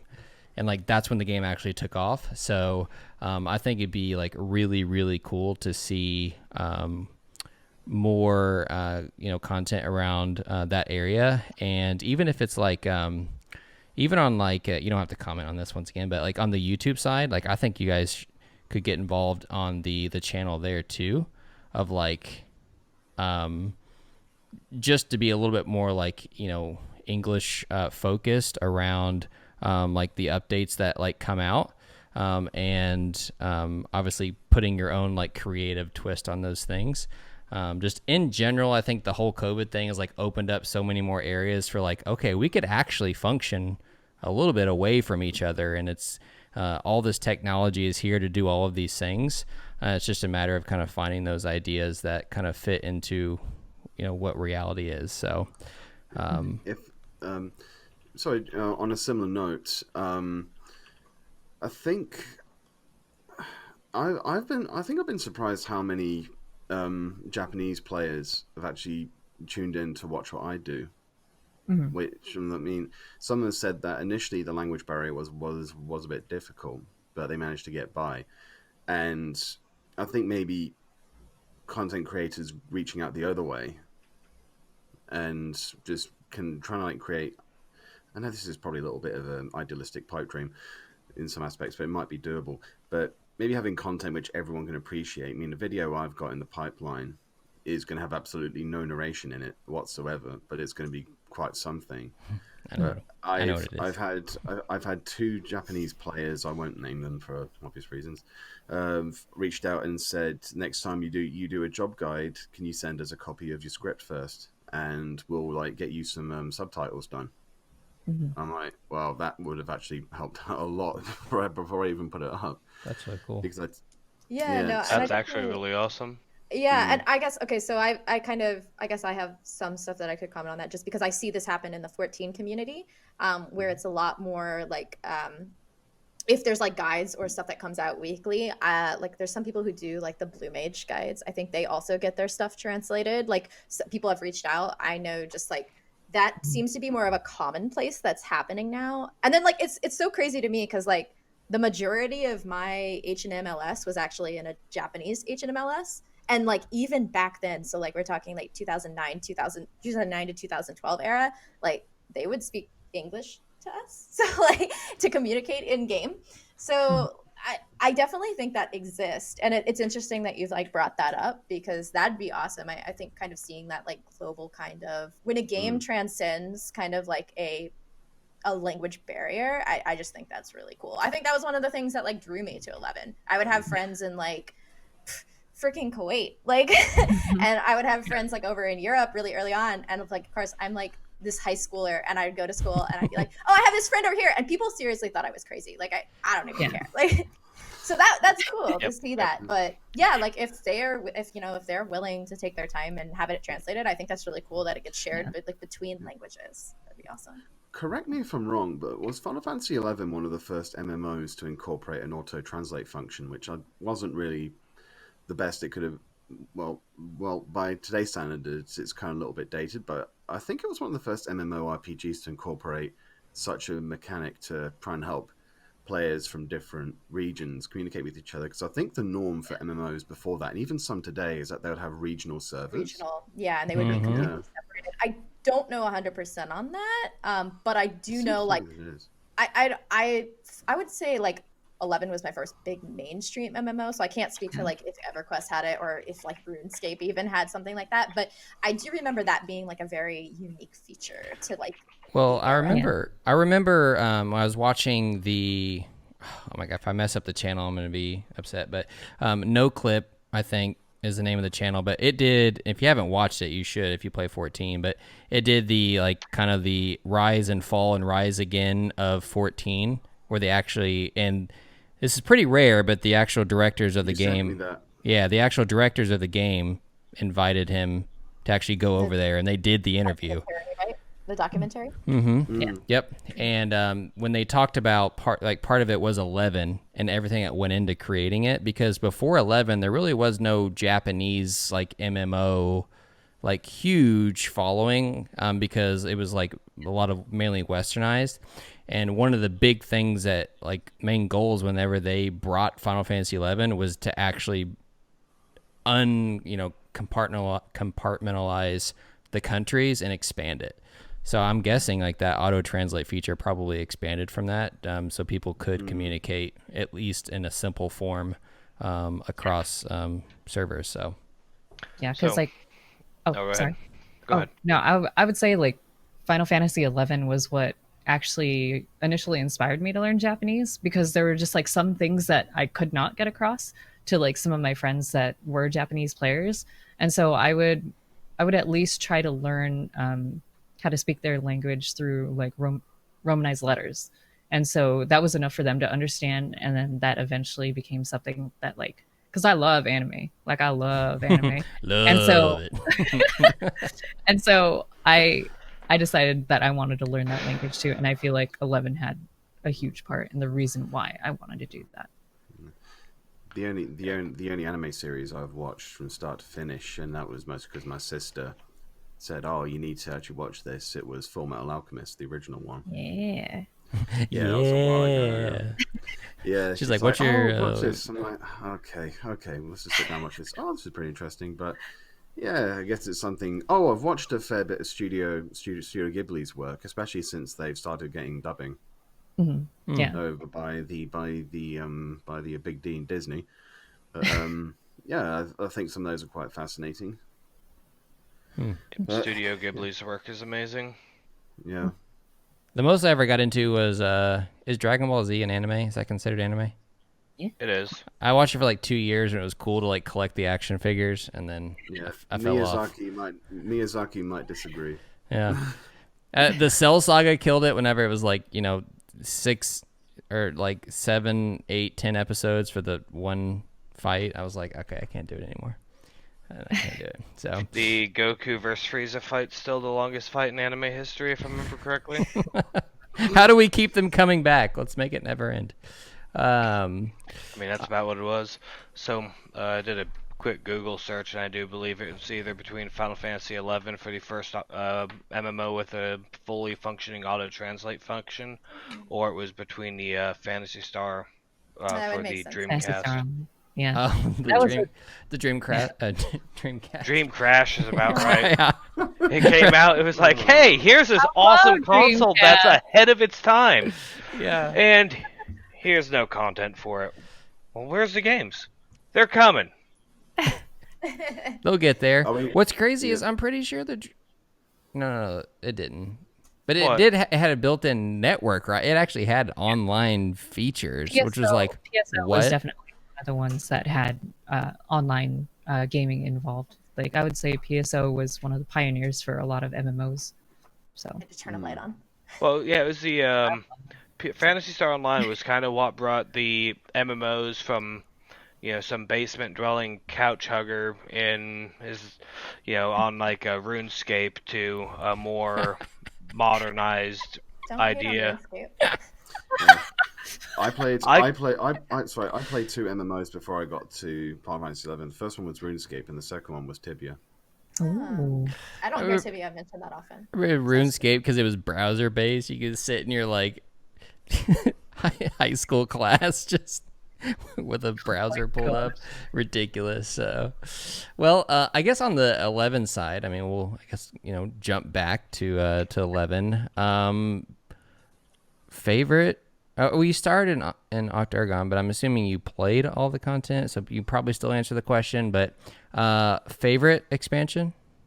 Oh, Wings of the Goddess. I know, like when it first came out, it like took time for a lot of the content to come out, and I get it. But as somebody who finally like went back and actually went through all the story and all that stuff, I actually really liked it a lot. Yeah, the story, I can see your point when you talk about the story. I think the issue most people have with Wings of the Goddess is the time it took to actually get it released. Yes, and that's exactly. That's because midway through Wings of the Goddess, they started working on Final Fantasy XIV's initial incarnation. Yeah. Well, weren't there Avisia updates in there too? Yeah, I believe there was a lot of stuff that was... I played a Wings of the Goddess when it came out, so I played up until, I'm trying to remember what that... It goes up to 5 of the mini-cities. So I probably got to the point, before you start going really far out in the Outlands, I think they like left it on a cliffhanger. So like, I totally get it, because like, I personally disliked Wings of the Goddess just because I couldn't remember a lot of the story because of how spread out they were. Yeah. But if you actually go back and marathon the whole thing, I could see that. So good. And I hear that from so many people. And I just like, from me personally experiencing the spread out, I'm like, ugh, I remember Lilith. I remember Kate Sith. Kate Sith was cool. But then after that, I'm just like, I can't, like, the lines they're not. Well, well, you're right. The story itself is actually pretty good. And especially, I love the ending. It was like, there's like a bunch of side quests involved along the way that kind of like pulls you away from that main storyline. But, okay, well, favorite expansion for you then, Okie? Oh, probably Tales of Art-Urian. Treasures of Art-Urian. Treasures. I mix Tales up. It could be a tale. It's fine. There's a lot of tales in it. Yeah, well, there are. There's a lot of characters with tails in it too. Yeah, I think the main thing for me was like, I mean, while I have played, like where I did come back, I primarily, like the majority of my playtime was in the 75 cap era. Not that I don't still play, like, I mean, now I still play at the 99, but for the time it was like at the peak of Treasures, I felt it had just like the best all around in-game content. It had so much to do. You could do ZNMs, everyone's favorite Pankration. So like, Nita's gonna hate it. Like, I love Pankration. That was like what the Pokemon Stadium, right? Yeah. You had to go take your Snap Trapper and go, that was awesome. Then like just like you had Al Zabi getting invaded. I really loved like the siege. Yeah. And then like I mean I when it came out, right, like I didn't get captain as early as you could because I started playing right before. But when I was at 75, like I mean I worked towards going through all the way like to get captain rank. Worked on like going through salvage, started working on a freaking mythic, but back then I mean you were crazy. Oh my gosh, she was hardcore. Oh my gosh. Like I mean I did all the when it comes to ZNMs, like I would camp Cerberus, Chimera, like all of them. Like it just I don't know. When I said like were you on the text list for the Chimera window? Like, you know, when the Chimera window came up, it's like, okay, get out there. Window's open. So this was actually okay. So I played on I don't mind disclosing. I played on Kate Sith. Well, I first played on Ragnarok, and then I went to Kate Sith, and I played in a North American HNMLS. That broke. A lot of those people went over to Excellence, and then from there, I didn't want to leave because I had so many like people that I was just like involved in on Kate Sith that were not leaving. So there was at that time when the NA like HNMS exploded, there was only 2 HNMLSs, and they were both Japanese. And the awesome thing, which I learned, was they would share TODs. So they wouldn't camp; they would just alternate between each other. So that was a common thing, yeah. Yeah, it was awesome because like they would kill Tiamat, and then they would be like, "Hey," and then like sometimes like our leader or something would malfunction, and we wouldn't get the kill, but they would have someone out there waiting, and then they would just like that was back when you could trade the gators, so they just be like, "Yeah, here's your stuff," and like to a degree we would share loopholes. It was the best. Like the DKP system was awesome. It was I don't know. I had the best experience in Treasures. Yeah, the before. Yeah, before the just North American H&M scene exploded, the Japanese community would do that. If a spawn time was in the JP window, they would literally just trade off. Like, they wouldn't even go out there and camp it. So, Octagon, in my opinion, was a time where all gear was relevant. So, like, even when you got there was Sky gear that was still good in Octagon. Plus all of the content that came out with changing the leveling. How could I forget Integer? Yes, I know. Yeah, oh my god. Yeah, 36 people. It's in one single zone. It's like 6x6. Original Dynamis having 64 people a couple of times was a ton of fun. We talked about this one. I did Dynamis on dial-up. So get on my level, try that one out. Accidentally pull the death house. I honestly, I was one of those people who were just like, okay, I was like, 17 at the time. I'm just going to stand here and not do anything, to be honest with you. Like, it was that time where it's like, yeah, I was like, all right, yeah, like, well, then it was like one person paying to get in to take all the currency, and they needed everyone else just to kill everything. So I'm like, I literally can't move. If I move, like, things just disappear and then reappear like 12 seconds later. So I'm just going to set my CCOM for this piece of gear that I want, and then if it drops, I'm here. That was like, it's weird. Maybe I got lucky because like the first Dynamis shell, they would actually distribute so what you did, you put your name on currency and then you would bid on the currency. But then like when it came to the Japanese HNMLS, it was more like it would all get pooled, and then we would pay for the hourglass with it, and then the rest would get divvied out. So I don't know, like I understand what you're saying because that happened a lot. I personally had better experiences, I guess. I don't know. Yeah. From what you're saying, the Japanese link shells for endgame were basically like the Jedi, whereas majority of NAs were like the Sith. I mean, I don't know. I don't even think my link shell was the Sith. I think it's a just massive cultural difference. Where like TODs, divvying up. I mean, my link shell does exactly what you just said for Dynamis. It's just like we'll just like divvy things up. But sharing TODs, I did not know that was a thing. That seems quite remarkable. Until it was awesome. Nope. Yeah. Wow. That's if we amazing. had a North American TOD, we would. If it spawned early, we would hold it for 3 or 4 hours to get a better spawn window for the next day. We would do that in the NA, and I'm gonna blow your mind again. So this was prior to the this was like early on because we would go like my HNMS, we would go after AB and PW. So when that would occur, we would get a lot of when that would actually occur. Did you say absolute virtue? Yeah. Okay, we can have another conversation about that one in a minute. I don't want to go back to that one. Keep going though. Keep going. Sorry. Keep going. Like we would.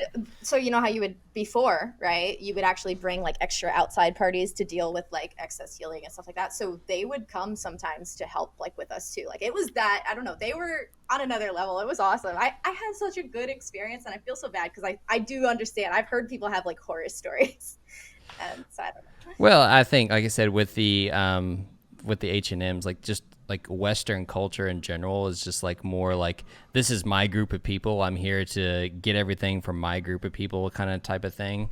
Yeah. So I think it's just a cultural difference. So, but yeah, but absolute virtue though. I mean, they came out with that interview a few months ago, the dev team, and said they created it to never be beat. Yeah. So I was like, okay. Other people still did it. So. Well, the first method they did it, that got nerfed really hard and really fast. Yeah, the wall. We didn't do the wall. Hey, where's your Kraken Club out of Sillies? You still got that Shellbuster hanging out over there? Right there. It's right there. Were you a Kraken Club Dark Knight? No. This was a whole story a couple months ago. I got scammed online for a Shellbuster. I paid 600 million gil in a trade for a Shellbuster. So then one of the people who watch the podcast 3D printed me that. And I've got the sticker over there because I got to hang it up. But it's actually really funny because when he sent it, it doesn't say Kraken Club. It says Shellbuster on it. Just so. But it's the look. It's the luck style for it. Yes, so. yes. Yeah, the same guy you're talking about, he's actually making something special for me. Which maybe it'll feature in a month or two's time. Yeah. That's cool. Yeah, yep. No, he does, and that's another one of those things too. It's like people out there in the community that like you don't even know about until you run into him, and his like 3D printed stuff is just awesome. Like he's doing more and more weapons, and then like I said, he's sending Rua. I don't know what weapon yet. I don't even want to know until I see it. So, so I don't know if you can, I mean, you kind of say like the Wings of the Goddess wasn't your favorite, but is there one Sicycre who wasn't your favorite, or you're kind of or least impactful? Since you like lore so much, which one do you think would, if you're going to recommend lore to someone, there you go. Which one would be? I don't think there's like one that skimped out on anything though. Yeah. So it's just, I can't answer that question. Hey, fair enough. I guess probably I personally as a player wanted to see more lore from Abyssy. I think if there's anything that I wanted more from, I think it would be from there. Because it would just be like, oh, here's this fearsome NM, black background, go kill it. And I'm like, okay, I'll do that. Side quest had some for Abyssia, but like you weren't really required to do that. Like you didn't need to. So like it was very segmented. I don't know that, like it depends on the type of person. If there's someone who loves lore, honestly, just like I thought Zillar COP were really good, but like if you want to, I'm trying to even think because I don't think you can. I'm trying to think of the mini expansions. Those were like so compact in their segment stories, ACP and whatnot. Yeah, so like if you were gonna tell someone, but the problem is some of those intertwine with like COP, like they back earlier stuff, so that's really hard to recommend. I don't. Yeah. But a lot of those they kind of reference back off of the whole Promethea lore, the whole Altana's lore and everything. It's hard. My favorite is COP specifically because like everybody remembers the missions that you had to go through in COP. It's like when it's like that impactful because it just felt so good to beat very specific missions in Chains of Promethea. Remember earlier yes. how I was like, I went and I told you I entered Constant Highlands. I saw the crag and I was like, whoa, this is really cool. Like, I wonder if, and I literally like not knowing anything was like, I wonder what's inside there. And then so like, I no kidding. I literally like, I think I don't even know. I had to like hold back for a second when we first like went in there. Cause I was like, Yeah. She got her notepad out, and she's like, "Okay, I have to analyze and map out everything because there's probably not maps at the time." So, I think it kind of like hits you so hard too, because the first time like you zone into Juno, you get that like really long cutscene too, and then like you go down to Duffalks and Quiffum, so like all of that kind of. I don't know, because I did Zillart and COP kind of intertwined together.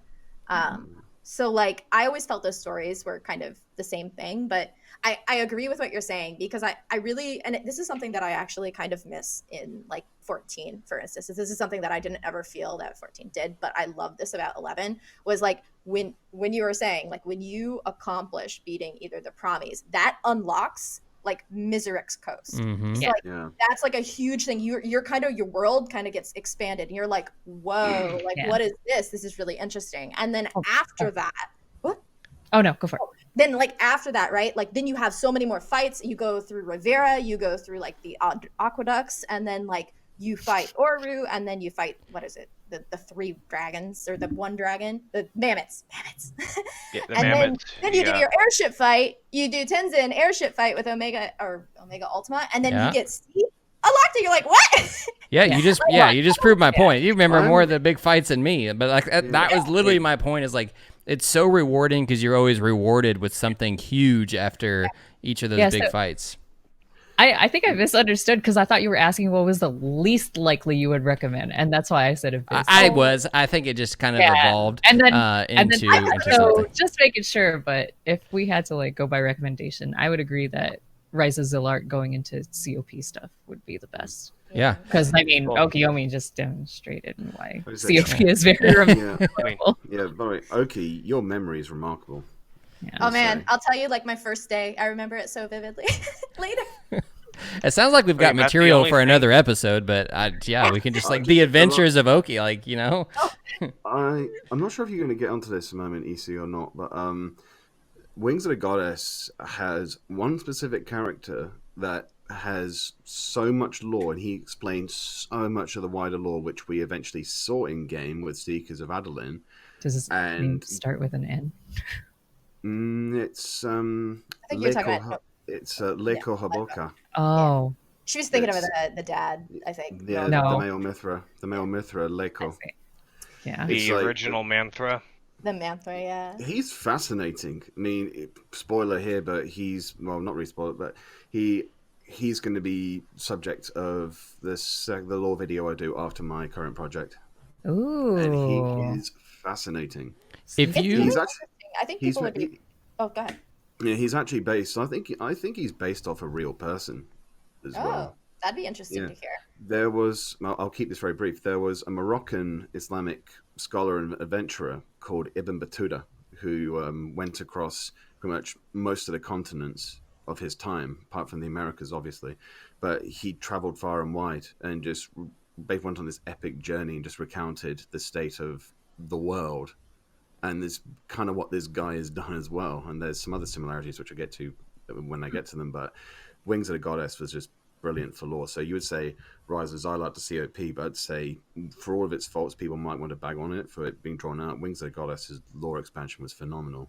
I think like the big thing with Wings of the Goddess that I can remember, because you're not forced to do the side quests, only up to a certain point. So like I feel a lot of people kind of skipped out on like doing all of the nations. Like you have to do it to a certain amount, right? But I don't think you have to finish, because I don't think I have all of Bastock's finished. But I did finish Windurst, and I did finish Sandoria's side quest. So, like, I definitely think that's probably why I think that's why people would love seeing that type of content, just because I don't think a lot of people did experience it because it wasn't required. Yeah. I was not expecting the first lore video I did to blow up in the way it did. It was just like a nonchalant comment I just left after a Blue Mage guide. Oh, would you like to see this? Just interest just shot up, and it's. I think today that's my first lore video is one of my most viewed and commented on videos I've ever done. I was really surprised by that. Yeah, I mean that's like literally. I think it's just under. It's one of those things where like even if you just play the game every day, you don't realize how much you appreciate it, and then you run into a video like there's like every time I watch one of Rua's video, I'm like, man, I feel like I know nothing about this game, and like even though I've been playing it since I was a child. Even though I'm still a man child, but but yeah, no, I think it's phenomenal. So more people to make the content, and if you love Octurgon, then you just did the series on the. I saw it. I actually did all the quests like originally, and so I did it like segmented out. So seeing your video was really kind of cool to see it all together and like refresher. I was like, oh yeah, like that happened. The last part's coming quite soon. Yeah. So okay, well, random question. First one. This is for anyone who wants to answer, but if you could get a mount added to the game, what would it be? Mine's already in there, so I can't complain. I love Goobus because I think they look derpy as hell. So it's already in there, and I was like, yeah, I think Opie. They do look derpy. Yeah. Okay, so I have a joke one first, which would be the pudding, because number one, my avatar is the pudding, so I have to have my avatar. And number two, who doesn't want the little spikes if like pointing up on your head when you're like running? And it just my gosh, the little mount just like oozes out. That'd be cool. Would it do like the pudding, like the slime dudes in Futurama where you're riding inside the pudding? You're just kind of like. You really want to see a Taru be like complete? Like it would just be a pudding. Like it'd be the pudding, but you could see through it, and there's this little Taru like kind of at a weird angle, just looking like it's dead. And I don't know if this game could handle the alpha sorting. Actually, a giant Mandragora would be nice. That'd be kind of cool. Yeah, I would want that.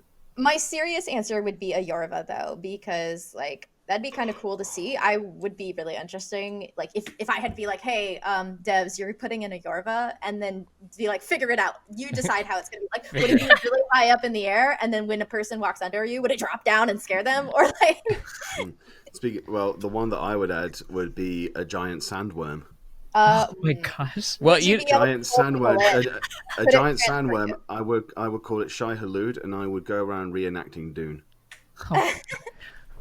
You know there's a what piece of gear is the Dune reference in the game? It's not a piece of gear. The sandworm NM in Abyssi Ottawa is named Al-Hudashi, which is an anagram of Shai Hulud, which was the which was the name of the giant sandworm on Arrakis in Dune. Oh. Sorry, sci-fi. No, there is. No, that's okay. Like the I was thinking of Highlander. Yeah. Never mind. Immortal Molt, the Highlander lizard. Yeah. I thought there was a piece of gear too that literally says there can be only one. Like that's the molt that the Highlander lizard drops, which is used to make a mantle. That's great. I saw that. I'm like, yes. You know, I've seen someone else point out like the Abyssia stuff is really like interesting with the localization and lore. Like it's very more like pop culture-ish. So like it's interesting because I've seen that with like other pieces too, just reference. I think my mount would be, I don't normally like well, someone in actually the chat said the same thing, but I would like the Odin's horse. I think that would be pretty dope. Oh, that would be. That's a good one. That's a real good one. Mm-hmm. Yeah. Yep. Ixion. Yep. Ixion or Odin's horse. Yeah. Go ahead and filter that up, and I'm sure that we could have that one out. I'm just saying, I would love to see a Porksy. Oh, that'd be cute. So you could have like that. Just be a great piece of of personal entertainment, just to have see a Galka on a Porksy. Yeah, and just have it be like ridiculous. Don't even have it be like this cute little itty bitty pig with wings. Like make this thing a monster. Like make that Porksy the size of a Marlboro or something. Like make this the biggest Porksy anyone's ever seen. There's like the hog Gaius feet mob that kind of looks like it's like the gnat, but then I thought it had like the Porksy. I don't know. Yeah. I always thought the Porksies were a bit of an in joke about the old saying, "I'll believe it when pigs can fly." Oh, that's yeah. That is good. Joke. No, am I right or? I never thought about that. Yeah, it's an old. She's over there shaking her head like, "Oh yeah, okay." I think it's more of a common saying in the UK, but because my dad used to use it on me all the time. It's like, "Oh, you got this for your homework. I'll believe that when pigs fly." Well, guess what, Dad? You play Final Fantasy 11 because they do. If I had to have a more like actual serious one, I really think it'd be cool to have one of the amphipters. Amphitheater. amphitheaters, like the long extended Mushu looking dragon. I think what you guys are forgetting on these big ones is, you remember the massive lag spikes that happen when these things fall from the sky? Literally would crash the servers. Like the first, like, okay, we're going to implement this. You don't have to make them fly from the sky. Don't make them that big. Make it little baby ones. Just big enough to, little baby ones. He's going to eat you when he gets older, but he's cute now. All right. Well, so there's a couple more here, and then I can't believe it's already been an hour and 45 minutes. Goodness. It's been fun. So, yeah. Can I go make a cup of tea, please? Can you make it? Yeah. Thank you. Be right back. Well, okay. Well, then let's take this is that break I told you would eventually happen. So let's take 2 minutes, and then we'll finish up. So yeah, the last couple things on here that we had are just simple questions. Seasonal events. Favorite seasonal events. What do we have? Sunbreeze Festival. I love it so much. That's actually, oh my god. That one has a lot of personal memories for me. And actually, there's one, like when the swimsuits were coming out, during like all of that, the custom top +1. I actually still lock style that on my character every once in a while, my personal one. So the blue one? Yeah, the blue, red, white, and blue one. When that one came out, yeah, I remember. That one was really cute. And but yes, personally, that a lot of like really nice things happened to me like around that time, or whenever that seasonal event happened. So Sunbreeze Festival for me. Is that did it bring a version of that back every year? Yeah, it's like the summertime thing, basically. I'm terrible at the seasonal events, admittedly. So, okay. I thought for me, I mean, I guess I don't really have a favorite, but this year for the Halloween thing, was that new music in the game? In Windurst? Yeah, it was. Yeah, that was new music, and we actually got some forum posts about the new music, saying like, "Oh, hey, it's amazing," or like, "Hey, can you play this in like other city states as well?" So, yeah, that's the first thing that I noticed was like, oh my god, we got new music, because I'm even though I'm not as involved in all the festivals, like I still recognize the same music for all of them, and this was new, so I thought the music was actually well done for the event this year. Time goes by and you start looking forward to the next section of music you get, like for me it is the holiday music, because even when I hadn't been playing the game for a long time, the Christmas music from Juno was on my holiday playlist for the Starlight Bell one. Yes. It was always so strange hearing that down here, because Christmas here is the height of summer, and you would I'd be like zoning into Juno, and I'd hear that jolly Christmas music. I'm like, I'm roasting here in 30 degrees Celsius heat, and I'm hearing jolly Christmas music and like snow falling. I'm like, yeah, I always thought it was interesting, because I feel like they do kind of westernize some of the timing for the events across the game, because even like even if they don't directly say 4th of July, like they I always like have it like memories of being in like East Saruta Baruta. Did I say it right, Ruud? No, I say Saruta Baruta. Okay. You can see like the fireworks popping off everywhere, like even out in the zone. I always thought that was like super cool. I thought it was like being like 17. I was like, oh my god, this is so advanced. This is what's happening inside the city. So I mean, honestly, this is like our last question, and it's probably one of the most important. So, and you know, if you can't answer it, it's fine, but it will probably define who you are as a person. So really think about it. Bulbasaur, Charmander, or Squirtle? Oh my gosh. Charmander. Wait, on the spot. Charmander. Wait, Okieeomi, did you say what your favorite seasonal event was? I did not. Oh, I thought you said, okay. Yeah. You know what? First of all, pause on the question. The holiday one. Sorry. Yes, yeah, she responded on the holiday. Okay, let's back up.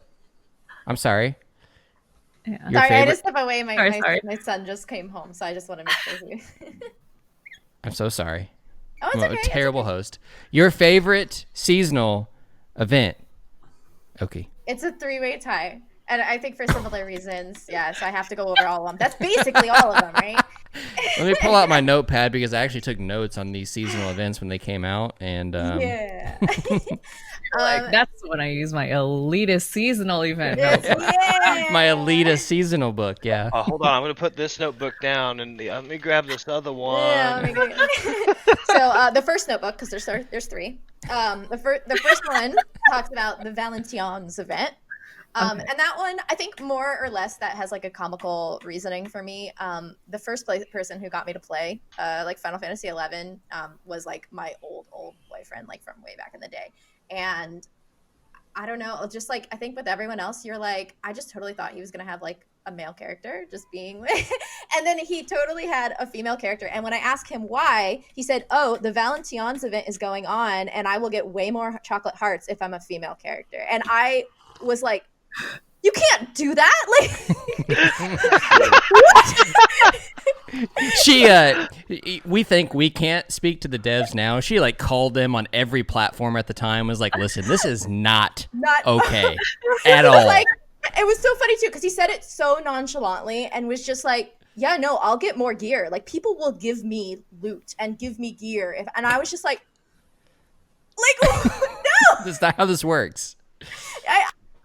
Relatable. My first character was a Galka. I had one hell of a time trying to get that one cleared. It was so crazy too because like he would never tell anyone either. And then like when we would have the Dynamis runs, and then you would give the thief, you know, the trotter boots so that they could do the pulls. Oh yeah, he was always chosen, and he was the only female human in that. Like, and so I just that's like a funny story that I always like to bring up with like Valentine's because it gave me such like a reality I feel of like how Final Fantasy players work, and I was just like, no, that's Valentine's story, and it's so true. Then Sunbreeze Festival, like similar, I loved the goldfish scooping. That was my favorite thing. Every single time I would get the black bubbly eyed ones, I'd be like, oh, get the scoop. It broke, or it like would break my neck. So that was my favorite part. And then Starlight Celebration, because I feel like back in the day, like the community, the Final Fantasy 11 community that I was really tied to, actually there was like a pretty big community of like artists over on DeviantArt for Final Fantasy 11, and like we would do, it was crazy, like every year we would do little pictures, and so like all the artists would exchange stuff. And so like we would do starlight picture. I think it was crazy. I remember drawing that starlight tree with the like stuff and all my friends around it, and that was like my favorite things. That's amazing. That was my volume 1, volume 2, and volume 3. Volume 3, okay. Yeah, she might publish those one day, everyone, so you might be able to actually Okay, well actually now that you mentioned that, one of my college assignments was we had to write memoirs, but I wrote it as a memoir from like in Final Fantasy 11. And that was like my most prized like ever piece. Do you still have it? I want to read it. I do actually. I might bring it. Hold on. We're just gonna actually create a new segment in the series of the podcast, the memoirs of Okieeomi, and then just like you know every 6 months. Can I narrate it? Yes. Yeah, you can. Yes. Yes. Yes. So okay. So once again, I don't normally do this, but someone did bring up a pretty good point. Okay, so we're going to reel in the impact of the Bulbasaur, Charmander, Squirtle question because we're going to end it on a bigger one. So let's still execute on Bulbasaur, Charmander, or Squirtle. Which one? Charmander. Squirtle. Charmander. It's like how we're opposite. I'm going to go with a logical choice. Bulbasaur. Do you want to know why Bulbasaur's best? Bulbasaur was the OP one. He was strongest against the first gym. He was strongest against the second gym. Strong against the third gym. Of course. Neutral against are you like my best friend from back in middle school? I used to have like a little crew that I played Pokemon with, and I would just play it because I was like, I actually liked Chikorita was like my favorite, so like Charmander, whatever. It's the same thing because I played Pokemon late. But my like best friend at the time was Grass type, and he would always give me this lecture. He's like, it doesn't matter. The Grass type will always win. Blah, blah, blah. I can get my like, and I was just like, get out of here. Like, no, that. Bob, I know why. You didn't answer. Nope. I was a masochist. I took Charmander. I would go dealing with Brock, especially on the original Red and Blue, trying to catch freaking Nidoran so it can have double kick, just so you can hopefully not let it get one shot. Yep. Yeah, I'm a Charmander person myself, but it's whatever. He looked the best in Pokemon Snap, so. Okay, so official final question. And if you don't have an answer, that's okay. But if you could marry, let's say you weren't married. If you are married, let's back up. Okay, in game, if you're like, all right, I'm gonna marry this NPC, who would it be? Lilith, easy. No. Sorry, I'm like also. She's been waiting her whole life for this question. She's like, "Oh my god, like, is anyone ever going to ask this question?" Yeah. Okay, Lilith, can you just elaborate while Okie thinks here? I have to give this one some thought. She I don't know. I think it's just because I have a soft side for when she was explaining to Lilizette about why she did what she did. In that final moment, I was just like, oh my gosh, she's just a huge softie who just went to the dark side. I was just like, you poor sweet baby. I would take care of. So you're feeling sorry for the person who was just very awful. I love it. Well, I mean, it's just but she's also Lilizette. So that's true. And I love Lilizette. So it's just when did her path diverge? And so it's kind of just how do I put this? I would rather take the person who's had bad experiences but learns from it rather than somebody who's just oh, okay, let's go save the world and is ambitious and maybe naive. A bit too naive. Yeah. Okay. So, I can understand that appeal. Okay, wait till you try to farm Malignant Gear. Okay. I've heard that's reviewable. Yeah. She's actually been pretty nice to me. I've gotten some Malignant drops. I don't know. Must be nice. On a slightly related topic, I always thought that Lilith's character design was interesting because we never actually seen a hybrid until that point because she's half human, half elven. I thought that was really cool too. I remember that being very oh, that's interesting. That's another good thing Wings of Goddess did. But sorry, I'm going to digress here. So carry on. Yeah, let's stick to our future husbands and wives here. Okay, did you come up with someone? I think I do, and it's kind of funny because I feel it's exact opposite of Aya's. Okay. So because you remember I said treasures was my favorite. Okay. So big gal in general. When you enter Saham's Sentinels, who's the first person you meet? Not Naja. Yeah, Avocua. Just because, so I loved their dynamic all the time. And if I want to tell, this, I feel like this probably says a lot about me. If I want to go tell someone to go get food for me, they better go get food for me. If I go tell someone, go collect, go farm, I don't want to do that. I want them to go do And I feel like Avocua, when it comes to Naja's just pushing him around. So oh my god. And then she's like, hey, go do this, go do that. And he's like, yes. So I feel like that's who I would probably choose. And plus, it's so funny. My husband actually has the same character model when he was a male. So I don't know. That's my answer for you. Okay. All right. Well, that's fair enough for me. Some good answers. So, all right. I think that's it. We're 2 hours in. That was great. Yeah. Wow, I feel really? I know. Okay. I feel like just from talking tonight, I feel like we at some point have to have another episode because I feel like there's all these things that came up to where we can go in rabbit holes. Yeah. But I really appreciate you all coming on. I think obviously not just us, and we appreciate it, but it's something that I think the community in general is going to really appreciate, knowing that the Final Fantasy XI team, allowed you all to kind of partner with us. And hopefully we talked about some stuff tonight that, hopefully kind of gets the gears turning, and maybe it's things that you guys can bring up and put into action. But thank you. Yeah, thank you. I can also say thank you because you've given me a bit more inspiration and more certainty in getting a social media account for my channel sorted. Yep, just partner with me. Because I was really on the fence about that. Yeah, that'd be really cool. You and anyone else who really I chill on social a lot. I chill on our whole team. I feel like chills on social a lot. We all live there. Yeah. So. Well, I'm seeing you there tomorrow. Nice. Oh my gosh. Yes. Please let us. All right. Well, any last plugs that you all want to do for anything upcoming that you all have? We have our final Primed for Adventure stream coming up on the 11th of this month. There's no coincidence at all. Yeah. No coincidence. Anniversary. Okay. But we just wanted to make sure that the last episode that we do for the year is pretty meaningful. And we just wanted to say thank you all so much to Nudawn Podcast for having us here. Yeah. All right. Thank you. Once again, thanks for coming. And everyone, just make sure you check out the Prime for Adventure. Hopefully we got more to come next year. And we are going to wrap up the podcast there. Shameless plug. Make sure you go ahead and, subscribe if you're listening on YouTube. Or obviously we'll be on the podcast too. Make sure you subscribe and follow for future episodes. But you all have a fantastic day or night, and we'll see you on the next one.